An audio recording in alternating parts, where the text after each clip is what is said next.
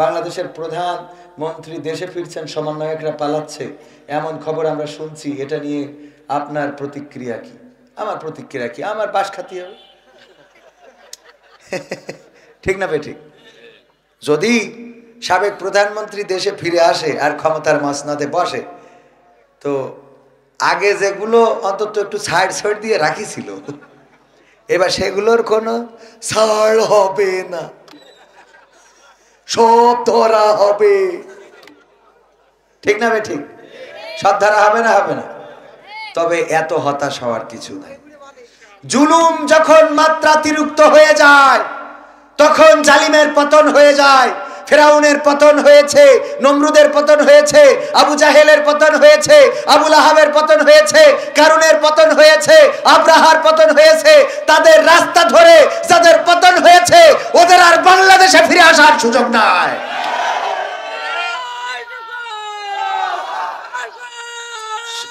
সম্মানিত ভাইয়েরা,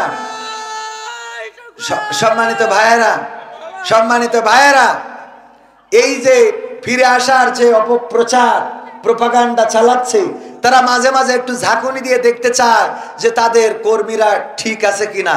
তো কর্মী কিছু এখনো তো ঠিক আছে বলে, আগেই তো ভালো ছিলাম। তাদেরকে বলতে চাই, তোদের সংসদ ধরে সব পালিয়ে গেল, এরপরেও এই দলের পক্ষে যারা কথা বলিস, তোদের লজ্জা আর কোনোভাবে দেওয়া সম্ভব না। ঠিক না বে ঠিক? আমাদের মাহমুদুল হাসান জিহাদি ভাই বলতো, ওয়াজ করি বাড়ি যাচ্ছে, দেখে যে এই মোড়ের মাথায় একজন পায়খানা করতেছে। তো তখন তো মোটরসাইকেল ওয়াজ করে বেড়াতে, মনে আছে? মাহমুদুল হাসান জিহাদির নাম শুনেছেন আপনারা? মারা গেছে রাহিমাহুল্লাহ, আল্লাহ তার কবরকে জান্নাতের বাগান বানান। আমার আব্বার সাথে বক্তা। তো উনি বলতেছে, একটু লজ্জা দেওয়ার জন্য কি করলাম, মোটরসাইকেলের হ্যান্ডেলটা ঘুরায় ধরেছি, ধরিয়ে যাতে ও একটু লজ্জা পায় যে আজ জীবনে যেন রাস্তার পাশে এই কাজ না করে। ও করিস কি লুঙ্গি থুইলে মুখ ঢেকে চুপচাপ বসে আছে, যে নিষেধতে যা হয় হোক, উপরে যেন কেউ না দেখে। কথা কি বোঝা গেছে? নিষেধতে যা হয় হোক, উপরে যেন কেউ না দেখে। তো এদের লজ্জা শরম ওই লাইট মেরেও হবে না। কথা কয় না? গোটা সংসদ ধরে স্বরাষ্ট্রমন্ত্রী ভারতের মিডিয়ায় সাক্ষাৎকার দিয়েছে যে দেশে যদি আইনের শাসন ফিরে আসে, তাহলে উনিও দেশে ফিরে আসবে। ইতিপূর্বে আইনের শাসন ছিল। আইনের শাসন যদি থাকে, তাহলে ইলিয়াসকে ফিরিয়ে দাও। গুমকৃত নেতা, অসংখ্য শহীদ, অসংখ্য ছাত্র, এই ছাত্র জনতার বুকে গুলি চালানো হলো। আবু সাইদের বুকের রক্ত শুধু না, জীবনটা নিয়ে নিল। শান্ত মুগ্ধের রক্ত গেল, জীবন গেল। কোন অপরাধ? অপরাধটা কি? আল্লামা সাইদি 13টা বছর কারাগারে। অপরাধটা কি? কোরআনের পাখীদেরকে, জামাতের নেতৃবৃন্দদেরকে তাদের ফাঁসির কাস্টে ঝুলানো হলো। অপরাধটা কি? যার নামে মামলা, মুখে আছে দাড়ি, যার মামলা আছে নামে তার। বলেন ঠিক কিনা? আলেম ওলামা, মুফতি, মুহাদ্দিস, কার নামে? মামুনুল হক। অপরাধ কি ছিল? আমির হামজা, অপরাধ কি ছিল?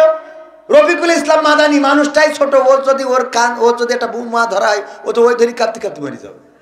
ঠিক না বে ঠিক? এই মানুষটার অপরাধ কি? এইটুক মানুষেরও তো ধরি নিয়ে তো রিমান্ডে দিতে হইল। একটুখানি মানুষ। কথা কয় না? ওই সময় আইনের শাসন ছিল, এখন আইনের শাসন খোঁজো। কিসের আইনের শাসন? আগে ছিল স্বৈরাচারের শাসন। স্বৈরাচারের বাংলাদেশে বলে ডক্টর ইউনূস পালাই গেছে, আজকে বাড়ি এসেছে, আজ দেশে এসেছে। ডক্টর ইউনূস পালাবে কেন? ডক্টর ইউনূস পালাবে, আমরা কি মরে গেছি? আমরা আর এক ইউনূস বসাবো। কথা কয় না? কিন্তু তোমাদের বসানো হবে না, আর এক ইউনূস বসাবো। ভয় পাওয়ার কিছু নেই। গতকালকে সমন্বয়ক, আমার আইফোনে ছবি ভিডিও করা আছে, সমন্বয়ক হাসনাত আব্দুল্লাহ গতকাল এসেছিল। একই প্রোগ্রামে ছিলাম। আমাকে দেখার পরে আমি ওনাকে সালাম কালাম দেওয়ার পরে উনি বলতেছে, আপনার মনে আছে যে আজ থেকে 2 বছর আগে অমুক জায়গায় অমুক গাছের নিচে দেখা হয়েছিল, অমুক মসজিদের সামনে। আমি বললাম, তখন তো আমিও ছিলাম সাধারণ, আপনিও ছিলেন সাধারণ, এখন তো আপনি হয়ে গেছেন অসাধারণ ব্যক্তিত্ব, আর আমি সেই সাধারণের জায়গায় পড়ে আছি। বুকের মধ্যে জড়াই ধরলেন। কি বলেন কবির ভাই, আপনারা কোথায় আর আমরা কোথায়? একজন ছাত্র আন্দোলনের অন্যতম নেতা সমন্বয়ক হাসনাত আব্দুল্লাহ বুকে জড়িয়ে ধরলেন। এই তো হতে হবে উদারতা। এটা হতে হবে কি? উদারতা। একজন শাসককে জনগণের প্রতি সহৃদয়বান হতে হবে। ওমর রাদিয়াল্লাহু আনহু যখন কুফাতে গেলেন, কুফায় যাওয়ার পরে কুফারা বলল, যদি ওমর নিজে আসে তাইলে আমরা তার প্রস্তাব মেনে নেব। মানে ওরা ট্যাক্স দেবে না। কি দেবে না? ট্যাক্স দেবে না, ভ্যাট দেবে না, সরকারকে খাজনা দেবে না। বললো ওমর যদি সরাসরি আসে তাইলে দেব। ওমর রাদিয়াল্লাহু তাআলা বললো যাব, কোনো অসুবিধা নেই। অনেক পথ, একটা ভৃত উট একজন টানতে হয় আর একজন বসতে হয়, ভৃত গোলাম তাকে সাথে নিয়ে রওনা করলেন। একবার ওমর 3 মাইল যায় নামে ওরে উঠাই, আবার 3 মাইল যায় নামে ওরে উঠাই। এই পালা করতে করতে যখন কুফায় পৌঁছাইছে তখন পালা পড়ে গেছে কুফার রাজপ্রাসাদের কাছে বা তাদের যেখানে সভাসদ বা মিটিং, সেখানে পৌঁছানোর সময় পালাটা ছিল ওই ইটা বসে থাকবে, কিরা ভৃত বসে থাকবে উঠের পরে, আর ওমর টাইনতেছে। ওমর রাদিয়াল্লাহু তাআলা টেনে যখন মাহফিলি পৌঁছাইছে, সেই ওয়াজ মাহফিলি অথবা সেই মিটিংয়ে, তাড়াতাড়ি করে সবাই ছুটি চলে গেছে ভৃতর নামানোর জন্য। আসেন আসেন প্রধানমন্ত্রী নামেন। বাচ্চা আমি না, ওই যে দড়ি টানছে ওইটা আমি না, ওই দড়ি টানছে ওটাই ওমর। তারা অবাক হয়ে গেল যে ওমর দড়ি টানে কিভাবে। ওই ভৃত বলল, দেখো ওমর রাদিয়াল্লাহু তাআলা আনহু এমন একজন শাসক, তিনি ইনসাফ কায়েম করেছেন এই জমিনের মধ্যে, আর তার জন্যই গোটা আরব ভূখণ্ডে শান্তি ফিরে এসেছে। ওগো আমার ভাইয়েরা, ওমর সেই ইনসাফ কায়েম শুধুমাত্র রাষ্ট্রে করে নাই, নিজের জন্যও করেছে। আজকে এই পথ আসার সময় উনি বললেন, তুমি আমার ভৃত, আমি তোমার মালিক এটা হবে না, বরং তুমিও জনগণ, আমিও সেই জনগণের, তুমি আল্লাহর বান্দা, আমিও একজন আল্লাহর বান্দা, আল্লাহর গোলাম হিসাবে তোমার আজকে এই উটের পরে 3 মাইল তুমি চড়বা, আমি 3 মাইল চড়বো, আমি টানবো তুমি টানবা, এইভাবে আমরা কুফা পর্যন্ত যাব। এই কথা শোনার পরে ওই কুফাতে যত মুসলিম আছে যারা খাজনা দিতে চায় নাই, ট্যাক্স দিতে চায় নাই, সবাই এক বাক্যে স্বীকার করে নিল, এমন একজন রাষ্ট্রের শাসকের জন্য আমাদের আর কোনো খাজনা দিতে আপত্তি নাই। এমনি শান্তি আসে নাই। ওমর রাদিয়াল্লাহু তাআলা আনহু ঘুরে বেড়াতেন রাতের অন্ধকারে, দেখলেন একটা বাড়িতে কান্না, একটা বাড়িতে কি যেন রান্না করে, হাড়ির মধ্যে কি যেন ফুটায়। সবাই ঘটনাটা জানেন, শুধু স্মরণ করিয়ে দিই। ওমর রাদিয়াল্লাহু তাআলা আনহু দেখলেন পাশে বাচ্চারা কান্নাকাটি করে, ছোট ছোট বাচ্চা শিশুরা। একসময় কাঁদতে কাঁদতে তারা ঘুমিয়ে গেল। ঘুমানোর পরে ওই মহিলা চুলার আগুন নিভিয়ে দিল। তারপরে নিভানোর পরে তিনিও ঘুমাতে যাবেন। ওমর রাদিয়াল্লাহু তাআলা আনহু বাড়িতে ঢুকলেন, বললেন, ওগো বুড়িমা কি রান্না করছিলে, আর রান্নাটা কেন শেষ হলো না, আবার চুলাটাও নিভিয়ে দিলে, হাড়ি থেকে কোনো খাদ্য তো বের করলে না, কারণটা কি? ওই বুড়িমা বলল, দেখো আমার অনেকগুলো সন্তান, বাড়িতে কোনো খাবার নাই, এরা কান্না করে, মাগো খেতে দাও খেতে দাও। আমি কি খেতে দেব? আমার কাছে তো কোনো খাবার নাই। সান্ত্বনা দেওয়ার জন্য পাথরগুলো খুঁটে এনে হাড়ির মধ্যে দিয়ে জ্বালাচ্ছিলাম, আর সন্তানদের সান্ত্বনা দিচ্ছিলাম যে দেখো তোমাদের জন্য রান্না হচ্ছে, রান্না শেষে খাওয়াবো। আমি জানি ওরা এক সময় ক্লান্ত হয়ে ঘুমিয়ে পড়বে, তারপরে আমি চুলাটা নিভিয়ে দেব। ওরা ঘুমিয়ে পড়েছে, চুলাটা নিভিয়ে দিলাম। ওমর রাদিয়াল্লাহু তাআলা আনহু ছুটে গেলেন, তাড়াতাড়ি করে বস্তা, আটার বস্তা মাথায় নিলেন। গোলামেরা, রাষ্ট্রের যারা কর্মচারী ছিল তারা বলল, ওগো ওমর, আটার বস্তা মাথায় নিয়ে কোথায় যাও? আটার বস্তাটা আমাদের কাঁধে তুলে দাও। ওমর রাদিয়াল্লাহু তাআলা আনহু বললেন, আটার বস্তা তোমাদের কাঁধে দিতে রাজি, তোমরা যদি কথা দাও পরকালের ময়দানে আল্লাহ যেদিন বদ আমলের খাতাটা আমার কাঁধে দিয়ে দেবে, তখন আমার সেই বদ আমলের খাতাটা তোমাদের কাঁধে তুলে নিবা। এটাতে যদি রাজি থাকো তাইলে আটার বস্তাটা তোমাদের কাঁধে দিতে পারি। না, কেউ রাজি হলো না, কারণ পরকালের ময়দানে কেউ কে দায়িত্ব নেবে? মা তার সন্তানের দায়িত্ব নেবে না, সন্তান তার মায়ের দায়িত্ব নেবে না। কলিজার টুকরা সুখ খাইলেন, ঘুষ খাইলেন, অন্যায় করলেন, ভেবেছে অন্য পথে চললেন, সেই সন্তানও পরকালের ময়দানে আপনার পরিচয় দেবে না। ওমর রাদিয়াল্লাহু তাআলা আনহু নিয়ে গেলেন, তাড়াতাড়ি করে বলছি রুটি বানালেন, মহিলার সাথে সহযোগিতা করলেন, রুটি ছাকলেন, তারপরে সন্তানদেরকে ঘুম থেকে উঠালেন, মুখে আহার তুলে দিলেন। খাওয়ায় যখন পেট পরিতৃপ্ত করে বাড়িতে ফিরে যাচ্ছেন, ওই বুড়িমা বলল, বাবা দাঁড়াও, তোমারে নিয়ে একটু দোয়া করব। কি দোয়া? দুটি হাত তুললেন আল্লাহর কাছে, বললেন, ওগো আল্লাহ, এই রাষ্ট্রে তুমি ওমরকে খলিফা না বানায় যদি তুমি এমন একজন ব্যক্তিকে রাষ্ট্রের খলিফা বানাতে, তাইলে এই রাষ্ট্রের অবস্থাটা অনেক বড় পরিবর্তন হয়ে যেত। ওমর রাদিয়াল্লাহু তাআলা আনহু বললেন, আমিন। ওমর রাদিয়াল্লাহু তাআলা আনহু কি বললেন? তারপরে কি করলেন? বুড়িমাকে বললেন, আগামীকালকে ওমরের দরবারে আসবা, সেখানে আমি থাকবো। পরের দিন বুড়িমা যেয়ে দেখলো যে ব্যক্তিটি আটা বেলে দিয়ে রুটি বানিয়েছে, যেই ব্যক্তিটি বাচ্চাদের উঠায় মুখে খাবার তুলে দিয়েছে, যেই ব্যক্তিটির জন্য দোয়া করেছিল, আল্লাহ তুমি এই রাষ্ট্রে ওমরের মতো খলিফা না বানায় এই ব্যক্তিটারে বানাও, সেই ব্যক্তি আজকে রাষ্ট্রের চেয়ারে বসা। আল্লাহ, এমন রাষ্ট্র প্রধান লাগবে, একজন জমিনের ফতোয়া নিতে গেছে, জমিনের অ্যাডভোকেট কাছে যায় না, অ্যাডভোকেটের কাছে অনেক বিষয় নিয়ে যায়। ওমর রাদিয়াল্লাহু তাআলা তখন পানি আনতে যাচ্ছিল, তো ওই পানি আনতে গেছে, এই সময় যে খুঁজেছে বললো ওমর তো পানি আনতে গেছে রাদিয়াল্লাহু তাআলা। তো পানি নিয়ে আসার পথে বললো কোন পথে গেছে? এই পথে। ওমর রাদিয়াল্লাহু তাআলা তখন একটা ভিজা পাত্র পানি নিয়ে আসতেছেন, কাঁধের উপরে পাত্রটা। বললো যে ওমর রাদিয়াল্লাহু তাআলা আসছি একটা ফতোয়া নেওয়ার জন্য। বললো যে ঠিক আছে বলেন। তো বললো আপনি এভাবে পানির পাত্র কাঁধে নিয়ে কথা বলবেন, এটা কেমন হয়ে যায়, পাত্রটা নামিয়ে রেখে তারপরে কথা বলেন। তো উনি বসলেন, বসে এভাবে উবি দিয়ে বসে পানির পাত্রটা রেখেছে কিসের উপরে? হাঁটুর উপরে। কোথায়? হাঁটুর উপরে। ওই ব্যক্তি বললেন যে ওমর এই পাত্রটা হাঁটুর উপরে রাখা এটাও তো কষ্টের, আপনি একটু নিচে নামিয়ে রাখেন, তারপরে রিল্যাক্সে কথা বলি। ওমর রাদিয়াল্লাহু তাআলা বললো তুমি কি দেখো না যে এই পাত্রটা ভেজা, এবং আমি যেখানে দাঁড়িয়েছি এই জমিনটা আমাদের কারো না, আমরা এর মালিক না। এই পাত্রটা এখানে যদি নামাই এর নিচে কিছু বালু লেগে যাবে, কিছু মাটি লেগে যাবে, যেই বালু মাটি আমার এই পানির পাত্রের সাথে আমার বাড়িতে চলে যাবে। পরকালে আল্লাহ যদি বলেন যে অমুকের জমির মাটি তোমার বাড়িতে নিয়ে আসছিলে পানির পাত্রে করে, আমি কি হিসাব দেব? আল্লাহু আকবার বলবেন না? ওই লোকটি উঠে হাঁটা দিয়েছে, উঠে চলে যাচ্ছে। ওমর রাদিয়াল্লাহু তাআলা ডাক দিলেন, এই শোনো, তুমি তো ফতোয়া নিতে এসেছিলে, তোমার ফতোয়া তো দেয়াই হয় না, তুমি তো জিজ্ঞাসা করো নাই।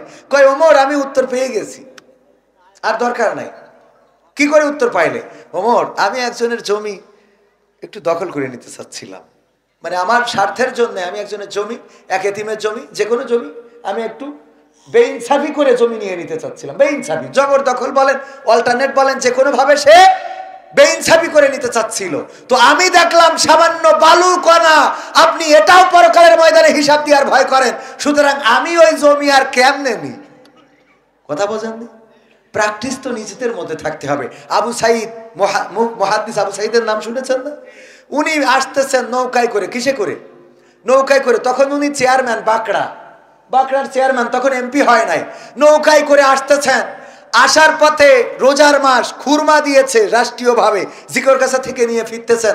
নৌকার পরে মাগরিবের আজান হয়ে গেছে, উনি এক গেড়ো পানি নিলেন, কপোতাক্ষ নদী থেকে ইফতার করলেন। সাথে থাকা যাত্রীরা বলল, ওগো চেয়ারম্যান সাহেব, আপনি তো দেখছি খুরমা নিয়ে যাচ্ছেন, খেজুর নিয়ে যাচ্ছেন, রাষ্ট্রীয় খেজুর, ওখান থেকে তো 2টা খুরমা দিয়ে যদি আপনি ইফতার করতেন তাইলে সুন্নাত আদায় হইতো, আপনার ইফতারটাও হয়ে যেত, আপনি নদীর এই ময়লা পানি দিয়ে ইফতার করলেন কেন? মুহাদ্দিস আবু সাঈদ ওই দিন জবাব দিয়ে বলেছিল, আমি যেটা নিয়ে যাচ্ছি এটা রাষ্ট্রের সম্পদ এবং এটা জনগণের অধিকার, এখান থেকে একটা খুরমা বের করে খাওয়ার মতো এখতিয়ার আল্লাহ রাব্বুল আলামিন আমাকে দেয় নাই, সুতরাং এই খুরমা খাওয়ার যোগ্যতা আমার নাই, এটা খাওয়ার অধিকার আমার নাই। এই ছিল মুহাদ্দিস আবু সাঈদ সাহেব রাহিমাহুল্লাহ। তিনি ইন্তেকাল করেছেন। এখনকার জামানায়ও এমন মানুষ আছে না নাই? এই মানুষদের পক্ষে থাকার দরকার আছে না নাই? এখনো চেয়ারম্যানই করে। চরমনায় পীর সাহেব আছেন চেয়ারম্যান, এখনো মোটরসাইকেলে ঘুরে বেড়ায়। ঠিক বলছি তো? চরমনা ভাইয়েরা ভালো করে বলতে পারবেন, মোটরসাইকেলে ঘুরে বেড়ায়। আমাদের দেশে চেয়ারম্যান, মেম্বার, এমপি হইলে আরে বাবা, ওর যা জোর ওর পিএসের তার থেকে বেশি জোর। আরে বাবা, এত জোর পিএসের নাম। পিএস সাহেব উনি এমপি যা না করতে পারে, পিএস তার থেকেও বেশি করতে পারে। সম্মানিত ভাইয়েরা,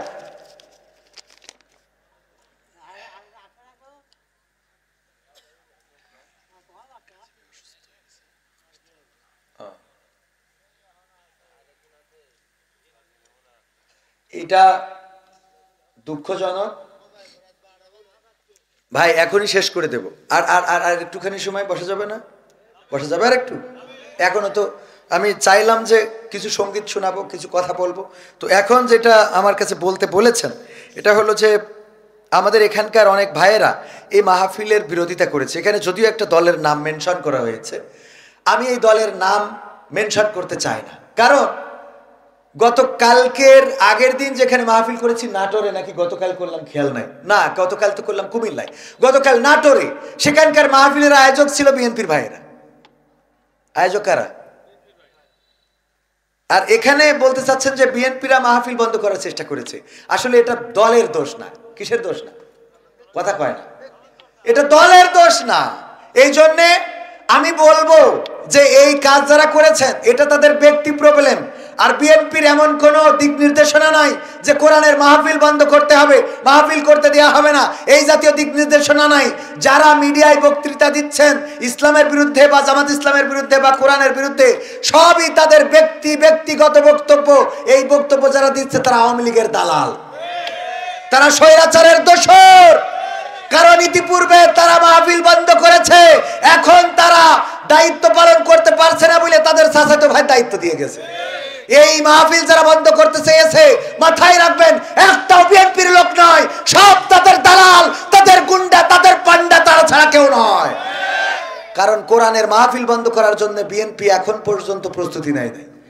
যদি প্রস্তুতি নেয়, বিএনপিও বাংলাদেশে টিকবে না, মাথায় রাখবেন। শুধু বিএনপি না, যদি জামাতে ইসলাম কোন মাহফিল বন্ধ করতে চায়, সেই জামাতের বিরুদ্ধে আন্দোলন হবে না? হবে না, তাদের বিরুদ্ধে আন্দোলন হবে। রাষ্ট্রীয়ভাবে বিএনপি এমন কোন সিদ্ধান্ত নেয় নাই। যারা বলেছেন বিএনপি, আমি বলবো না, এরা মুখোশ পরিহিত, তারা তাদের দোসর, তাদের প্রেতাত্মা। গোপনে তাদের কাছে যে প্রেসক্রিপশন নিয়ে আসে, ওদের প্রেসক্রিপশন এরা চলে। এইগুলো খুঁজে যে বন্ধ করতে যাবে ডাইরেক্ট বলবেন দালাল। নাম হবে কি? দালাল। কোরআনের সাথে যারা করবে দ্বন্দ্ব, তাদের সাথে কবু হবে না আপোষ। কোরআনের সাথে যারা করবে দ্বন্দ্ব, তাদের সাথে কবু হবে না আপোষ। জেল জুলুম হলেও হবে, জেল জুলুম হলেও হবে, বিবেকের কাছে তবু রব নির্দোষ। আমার রবের কাছে রব নির্দোষ, মহান প্রভুর কাছে রব নির্দোষ। কোরআনের সাথে যারা করবে দ্বন্দ্ব, তাদের সাথে কবু হবে না। কোরআনের কথা যারা বলে যায় আজ, তাদের দমাতে কত ফন্দি। কাউকে ধরে নিয়ে দিয়েছে ফাঁসি, কাউকে রেখেছিল বন্দি। কোরআনের কথা যারা বলে যায় আজ, তাদের দমাতে কত ফন্দি। কাউকে ধরে নিয়ে দিয়েছে ফাঁসি, কাউকে রেখেছিল বন্দি। হক কথা বললেই জ্বলে যায় গাব, কোরআনের কথা সইতে পারে না। হক কথা বললেই জ্বলে যায় গাব, কোরআনের কথা সইতে পারে না। জানি না তাদের আমাদের পরে কেন এত আক্রোশ। জেল জুলুম হলেও হবে, জেল জুলুম হলেও হবে, বিবেকের কাছে তবু রব নির্দোষ। আমার রবের কাছে রব নির্দোষ, মহান প্রভুর কাছে রব নির্দোষ। কোরআনের সাথে যারা করবে দ্বন্দ্ব, তাদের সাথে কবু হবে না। কোরআনের কথা আজ বলতে গেলে আসছে বাধা কত ভাবে। কোরআন প্রেমিকেরা হাতে রেখে হাত সামনে এগিয়ে যাবে। দিনের কথা আজ বলতে গেলে আসছে বাধা কত ভাবে। কোরআন প্রেমিকেরা হাতে রেখে হাত সামনে এগিয়ে যাবে। হক কথা বলতে করি না কো ভয়, জীবনের বিনিময়ে আনবো বিজয়। হক কথা বলতে করি না কো ভয়, জীবনের বিনিময়ে আনবো বিজয়। বুকে আছে শক্তি, অন্তরে আছে সাহস। জেল জুলুম হলেও হবে, জেল জুলুম হলেও হবে, বিবেকের কাছে তবু রব নির্দোষ। আমার রবের কাছে রব নির্দোষ, মহান প্রভুর কাছে রব নির্দোষ। কোরআনের সাথে যারা করবে দ্বন্দ্ব, তাদের সাথে কবু হবে না। আপোষ করা যাবে? আপোষ করা যাবে? কোরআনের পক্ষে থাকতে রাজি কারা কারা দেখতে চায়? নারায়ে তাকবীর, লিল্লাহি তাকবীর। আল কোরআনের আলো, আল হাদিসের আলো, আমার নেতা তোমার নেতা। নারায়ে তাকবীর। ওগো আমার ভাইরা, কোরআনের পক্ষে যদি থাকতে হয়, কোরআনের পথে যদি থাকতে হয়, আল্লাহ বললেন ইয়া আইয়ুহাল্লাযীনা আমানু হাল আদুল্লুকুম আলা তিজারাতিন তুনজিকুম মিন আযাবিন আলীম। ওগো ঈমানদারেরা, আমি কি তোমাদের এমন একটা ব্যবসার কথা বলে দেব যে এই ব্যবসা করলে তোমরা জাহান্নামের আযাব থেকে বেঁচে যাবে। আল্লাহ বলেই পরবর্তী আয়াতে বলে দিলেন তুমিনুনা বিল্লাহি ওয়া রাসূলিহি ওয়া তুজাহিদুনা ফি সাবিলিল্লাহি বিআমওয়ালিকুম ওয়া আনফুসিকুম যালিকুম খায়রুল লাকুম ইন কুনতুম তা'লামুন।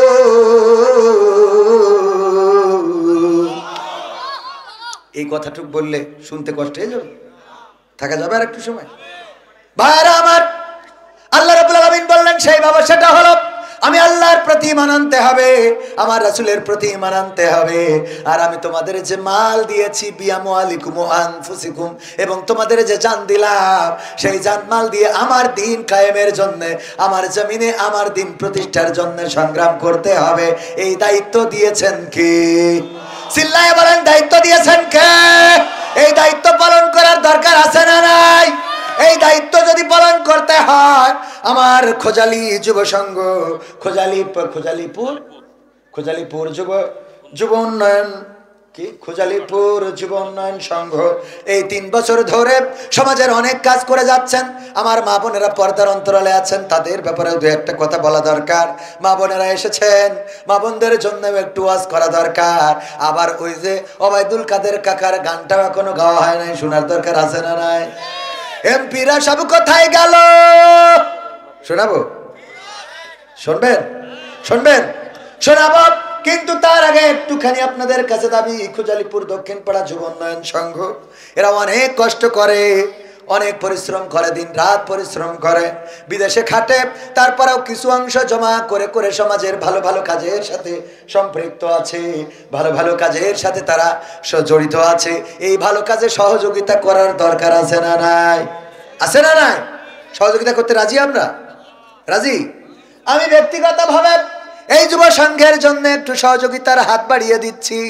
আপনাদের কাছেও বলবো, মা বোনদেরকেও বলবো, যে যা পারেন এই যুব সংঘ আগামী রমজানে ইফতারি বিতরণ করতে চায়, যারা গরিব মানুষ তাদের বাজার করে দিতে চায়, সেই বাজারের টাকার জন্য এই মাহফিলের জন্য টাকা লাগবে না, কারণ এই মাহফিলের যা খরচ তা বিদেশ থেকে ওরা কমপ্লিট করেছে। ওগো আমার ভাইয়েরা, 500, 100, 1000, 2000, 3000 যার পকেটে যা আছে দিয়ে দেবেন। তারপরে আমি কয়েকটা সঙ্গীত শোনাবো। আমার ইউটিউবার ভাইয়েরা এসেছেন অনেকে, আমি কয়েকটা সঙ্গীত না শোনায় বিদায় নেব না। আমার মা বোনেরাও এসেছেন, মা বোনদের জন্যও কিছু দিক নির্দেশনার দরকার আছে না নাই? আল্লাহ বললেন, ওয়াকরনা ফি বুয়ুতিকুন্না ওয়ালা তাবাররাজনা তাবাররুজাল জাহিলিয়াতিল উলা। ওগো নারীরা, তোমরা পর্দার মধ্যে থাকো, জাহিলি যুগের মেয়েদের মতো সেজেগুজে নিজেদেরকে প্রদর্শন করে বেড়ায়ও না। কথাটা কার? বললেন পর্দার মধ্যে থাকো, জাহিলি যুগের মেয়েদের মতো সেজেগুজে নিজেদেরকে প্রদর্শন করে বেড়াইও না। আর আমার মা বোনেরা এখন সাজুগুজু করে, আবার বুরখাও পরে। আগে সাজুগুজু, তারপরে বুরখা। বলেন ঠিক না বেঠিক? এরপরে পার্কে যায়, রিসোর্টে যায়, ক্যান্টিনে যায়, ক্যাফেতে যায়, তারপরে বুরখা খুলে দেয়, দিয়ে বলে দেখো আজকে কেমন লাগে। ঠিক না বেঠিক? মানে আল্লাহর আইনও মানে, শয়তানের আইনও মানে। ভাত খেয়ে তারপরে মুড়ি খায়। কই ভিতরে গেছে? বাইরে আমার একজনও মাহরুম হওয়া যাবে না। পকেটে যা আছে দিয়ে দেবেন প্যাকেটে। কই যুবকরা যায় না তো? এটা গেলেই তারপরে আমি কয়েকটা মা বোনদের মধ্যেও যান, মা বোনদের মধ্যেও যান, যা আছে পকেটে দিয়ে দেবেন প্যাকেটে, কেউ মাহরুম হওয়া যাবে না। যুবকদের জন্য সহযোগিতা করবেন, 500, 100, 1000, 2000, 3000 আমার হাতেও যদি কেউ দিতে চান দিতে পারেন, দোয়া করে দেব। মুসাফির মানুষ, ওগো আমার ভাইয়েরা, পরের জায়গা পরের জমি ঘর বানায় আমরা রই, আমরা তো এই ঘরের মালিক নই। পরের জায়গা পরের জমি ঘর বানায় আমি রই, আমি তো সেই ঘরের মালিক নই। ও সেই ঘরখানা যার জমিদারি,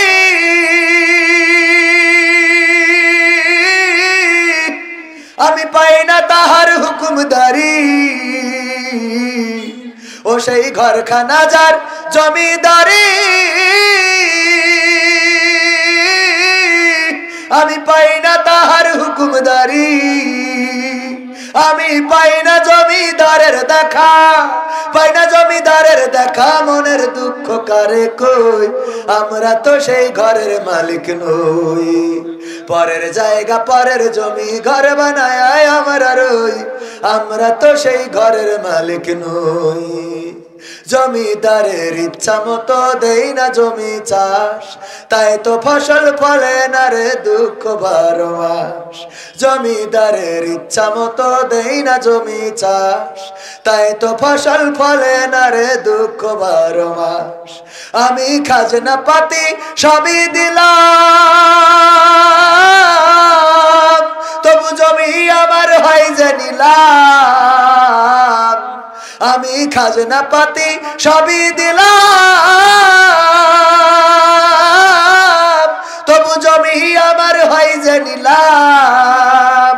আমি চলি যে তার মন জোগায়া, চলি যে তার মন জোগায়া, আপনা নিলে না সই, আমি তো সেই ঘরের মালিক নই। পরের জায়গা পরের জমি ঘর বানায় আমরা রই, আমরা তো সেই ঘরের মালিক নই, আমরা তো সেই ঘরের মালিক নই, আমরা তো সেই ঘরের মালিক নই। তো পরের জায়গা পরের জমি, এই জায়গায় কিছু অর্থ কিছু সম্পদ একটু দিলে কি কষ্ট হবে? আমার হাতেও দিতে পারতেন। মা বোনদের মধ্যে যান, মা বোনেরাও অনেক মা বোন এসেছেন, তারাও দিবেন। আল্লাহ আমার মা বোনদের দেওয়াকে কবুল করে নিন। সম্মানিত ভাইয়েরা, আমরা যেটা বলছিলাম যে আল্লাহ রাব্বুল আলামিন বলছেন অমিনান নাসি মা ইয়াকুলু আমান্না বিল্লাহি ওয়া বিল ইয়াউমিল আখির ওয়া মা হুম বিমুমিনিন। মানুষের মধ্যে এমন কিছু লোক আছে যারা ঈমানদার দাবি করে, কিন্তু তাদের মধ্যে ঈমানের ছিটে ফোঁটাও নাই। এমন মানুষের সংখ্যা বেশি না কম? অনেক বেশি। প্রথমে বলেছিলাম ওয়াইযা কুরিয়াল কুরআনু ফাসতামিউ লাহু ওয়া আনসিতু লাআল্লাকুম তুরহামুন। যখন তোমাদের সামনে কোরআন বলা হবে, কোরআন পড়া হবে, তখন তোমরা চুপ থেকে হৃদয়ের কান দিয়ে শুনবে, যাতে করে তোমাদের উপর আল্লাহর রহমত বর্ষণ হতে পারে। আমরা দেখেছি একজন দুজন করে উঠেছে না ওঠে নাই? উঠেছে। অ্যাডভোকেট গাজী এনামুল হক ভাই এখনো তো আসেনি নাই, তাই যদি এই ফাঁকা করে দেন তাহলে কি অবস্থা। এলাকার মানুষ হয়তো আপনাদের খারাপ লেগেছে, খারাপ লাগতেও পারে। আর বিশেষ করে কথা বললেই কিছু মানুষের গায়ে পড়ে, আর যখনই গায়ে পড়ে তখন কিছু মানুষ একটু নাখোশ হয়। এই নাখোশ হইলেও কিছু করার নেই, হক কথা বলে যেতে হবে, এটাই তো বাস্তবতা। যদি জামাতে ইসলাম ক্ষমতায় আসে আর কোরআনের আইন যদি কায়েম না করে, তাইলে আমরা যখন হক কথা বলবো তখন জামাতের বিরুদ্ধে লেগে যাবে না? যাবে না। এই জন্যে আমাদের হক কথা বলার কারণে হতে পারে জামাত ইসলাম আসার পরেও আমাদের পরে নির্যাতন জুলুম চলতে পারে না? আবার বিএনপি আসলেও নির্যাতন জুলুম চলতে পারে, কারণ কোরআনের রাজ যারা চাইবে না তাদের সাথে আমাদের কোনো আপোষ থাকবে। আমরা এই সংসদে কোরআন বসাইতে চাই, কে নেতা এটা বড় কথা না। আমরা বসাইতে চাই কাকে? আল্লাহর কোরআনকে। আল্লাহর কোরআন সংসদে যদি শেখ হাসিনা কায়েম করে দেয় তবেই চট করে ঢুকতে পারবে, তাছাড়া ঢুকা হবে। এমপিরা সব কোথায় গেল, মন্ত্রীরা সব কোথায় গেল, কোথায় কাদের কাকা? তাদের ছাড়া দেশটা এখন লাগে ফাঁকা ফাঁকা। পালাবো না, পালাবে না, যাই না তবু দেখা। পালাবে না, যাই না তবু দেখা। তাদের ছাড়া দেশটা এখন লাগে ফাঁকা ফাঁকা, ওদের ছাড়া দেশটা এখন লাগে ফাঁকা ফাঁকা। আইন মন্ত্রী আটকে গেল আইনেরই ফাঁকে, দাড়ি ছাড়া দরবেশের ভণ্ড ভণ্ড লাগে। আইন মন্ত্রী আটকে গেল আইনেরই ফাঁকে, দাড়ি ছাড়া দরবেশের ভণ্ড ভণ্ড লাগে। শুনছি কত নেতা নেত্রী খাইতেছে ভাই ডান্ডা, বিচারপতি কালামানিকের ফাটিয়েছে আন্ডা। পলকের ঝলক গেল থামিয়ে নেটের চাকা। তাদের ছাড়া দেশটা এখন লাগে ফাঁকা ফাঁকা, ওদের ছাড়া দেশটা এখন লাগে ফাঁকা ফাঁকা। কই গেল সেই সংসদেতে মমতাজের গান, কোথায় গেল হযরত বলা স্বামী মুসলমান? কই গেল সেই সংসদেতে মমতাজের গান, কোথায় গেল হযরত বলা স্বামী মুসলমান? ইনু মেনন দীপু মনি আছে কারাগারে, বাপ করিলেও পাপ কখনো ছাড়ে কি আর তারে? কোথায় গেল স্পিকারের দৃষ্টি আঁকা বাঁকা? তাদের ছাড়া দেশটা এখন লাগে ফাঁকা ফাঁকা, ওদের ছাড়া দেশটা এখন লাগে ফাঁকা ফাঁকা। কোথায় গেল আরাফাত আর ব্যারিস্টার সুমন?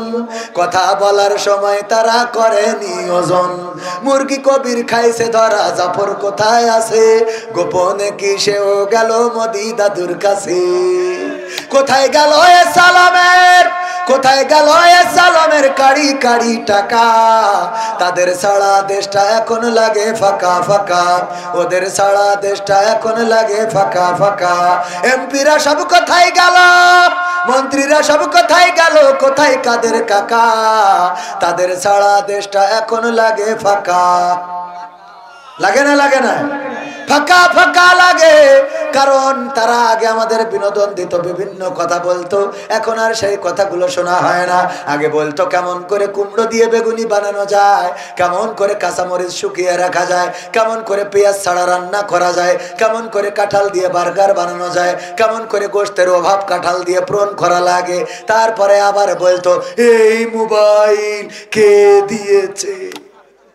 ঠিক না বেঠে? এইগুলো কি এখন শোনা যায়?